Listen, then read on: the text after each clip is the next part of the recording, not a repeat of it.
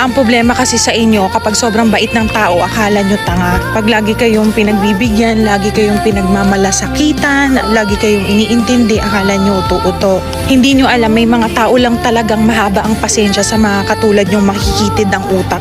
Imagine niyo nagmamalasakit na yung tao sa inyo, tatawagin nyo pang tanga, aabusuhin nyo pa. Alam nyo ba yung mga taong mahaba ang pasensya at saka magaling magpigil ng emosyon, mga matatalino yan. May hangganan yung pag-intindi nila sa inyo at kapag na-realize nila na kailangan na kayong tanggalin sa buhay nila, hindi na nila kayo tatanggapin pabalik. Kaya pag may na-meet kayong mga taong masyadong mabait para sa paningin ninyo na feeling nyo weakness nila yon, huwag nyo silang abusuhin, palahalagahan nyo sila kasi hindi sa lahat ng oras may mamimit kayong ganyan. Ang pagiging isang mabuting tao ay kailanman hindi magiging kahinaan.